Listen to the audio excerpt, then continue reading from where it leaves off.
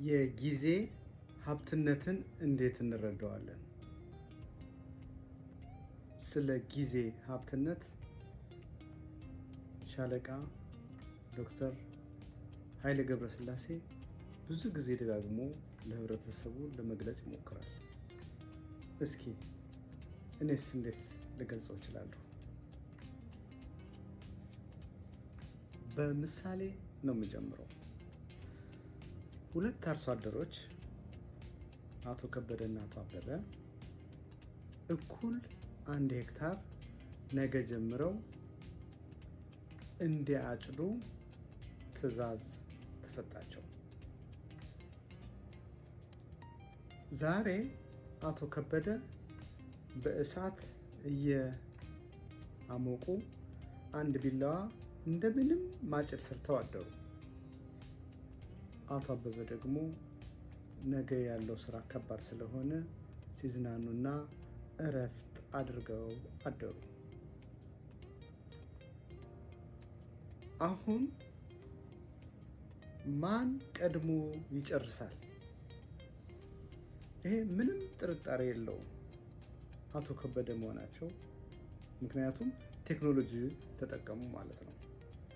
አሁን በሁለቱ ሰዎች ያለው ልዩነት ምንድን ነው? አቶ ከበደ ዛሬን ቀን ተጠቅመውበታል። ዛሬን ቀን ቴክኖሎጂ ሰርተውበታል። ስለዚህ ጊዜን ስንጠቀም ለወደፊት ያለን ውጤት የጎላ እንዲሆን ያደርገዋል ማለት ነው። በሌላ ምሳሌ ያደጉ ሀገሮች አደጋ ሲገጥማቸው ቴክኖሎጂያቸውንና የመስራት አቅማቸውን ተጠቅመው ችግራቸውን ቶሎ ሲቀርፉ፣ በደሃ ሀገሮች ችግሮች ሲፈጠሩ ችግሩ ለረዥም ጊዜ አስቸጋሪና ፈታኝ ሆኖ ይዘልቃል። ስለዚህ ጊዜ ማለት የሌለህን ነገር ዛሬ እንዲኖርህ የሚያደርግ ስለሆነ፣ አቅም የሚገነባ ስለሆነ ለነገ ውጤታማ እንድትሆን፣ ለነገ አምራች እንድትሆን ያደርጋል ማለት ነው። ስለዚህ ጊዜን ከመጠቀም አኳያ መንግስት ምን ደረጃ ነው? ህብረተሰቡስ? ዲያስፖራውስ? እያንዳንዳችንስ መፈተሽ አለብን። ስለዚህ እጃችን አጣጥፈን ቁጭ ማለት መፍትሄ አይደለም። ነገሮችን አለማስኬድ፣ አለመወያየት፣ አለመነጋገርና ነገሮችን መስመር እያስያዝን አለመሄዳችን ራሱ ሁሉ ክሳራ ስለሆነ በዚህ ላይ እንድንፈጥንና ጥሩ ስራዎችን እየሰራ እንድንሄድ አቅማችን እንድናበረታታ ነው። ጊዜን በዚህ መጽሐፍ ውስጥ ከተጠቀሱት 6 ዋና መሰረታዊ ሀብት ብዬ ለኢትዮጵያ ካስቀመጡት ውስጥ አንዱ ጊዜ ነው። ይህን መጽሐፍ መኪና ውስጥ ቁጭ አድርገው በተወሰነ ምክንያት በሚቆሙበት ሰዓት ላይ ገለጥ እያደረጉ ቢያነቡ ለተለያየ ሰዎች ምክር ለመስጠት ራስዎን ያበቃሉ።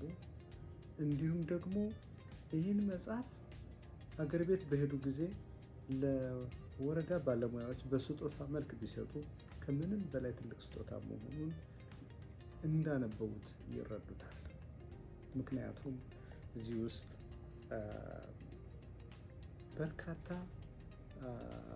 የሚነበቡ ጊዜ የማይሽራቸው እንደገና ደግሞ የሚያበረታቱና ስራ የሚያሰሩ እንደገና ደግሞ ስራ ለመስራት ጥያቄ እንዲጠይቁ የሚያደርጋቸው በአጠቃላይ የሚያበረታታቸው የሚያነቃቃቸው ስለሆነ ይህን መጽሐፍ መያዝና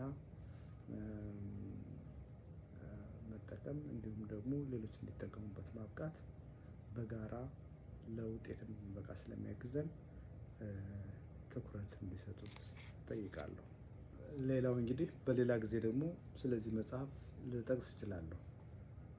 ግን ዋናው ነገር ምንድን ነው?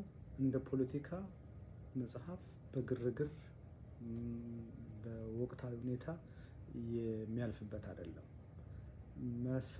መስፈርት፣ ሂደትና ሂደት እና ፋክትስ እና ትሩዝ ነገሮችን የያዘ ነገር ስለሆነ ይህ መጽሐፍ ምንጊዜም ለመሸጥ ብዬ በጣም አላጮኸውም። ለምን ቀስ ብሎ ሰው እየገባው ሲሄድ ይወስደዋል እና በጊዜ ደግሞ የሚያልፍ ስላልሆነ ብዙ የሚያስቸኩለኝ ነገር የለም።